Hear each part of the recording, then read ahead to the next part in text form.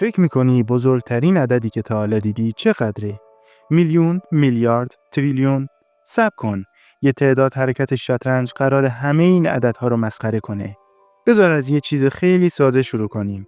همه فکر میکنن شطرنج محدوده. 64 تا خونه، 32 تا مهره، چند تا قانون. تموم شد و رفت. اما این فقط ظاهره. سال 1950 یه نابغه ریاضی و مهندسی به اسم کلاود شانون یه سوال عجیب پرسید. چند حرکت ممکن شطرنج میتونه وجود داشته باشه؟ جوابش واقعاً ترسناک بود.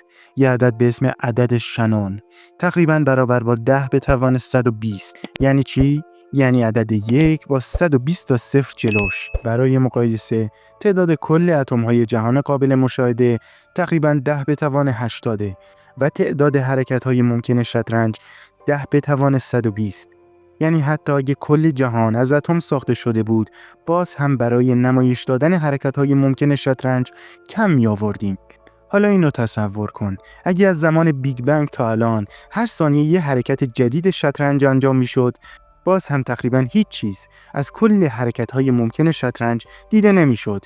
یعنی حتی قوی‌ترین ابر کامپیوترهای دنیا دارن فقط نوک کوه یخ رو لمس می‌کنن. اما این اولین باری نبود که شطرنج با عددها انسان رو شکست میده.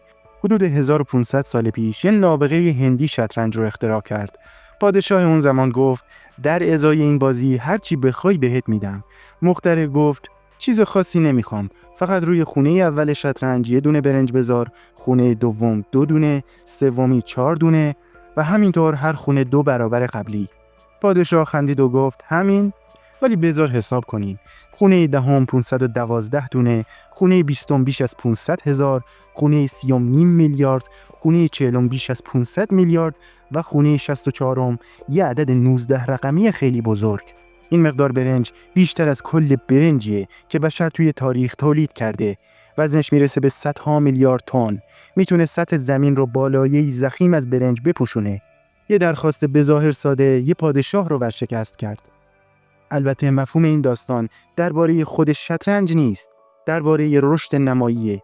همون چیزی که حرکت‌های شطرنج رو غیر قابل شمارش میکنه، ویروس‌ها رو خطرناک میکنه، شبکه‌های اجتماعی رو وایرال میکنه و بعضی آدم‌ها رو یک شبه ثروتمند میکنه.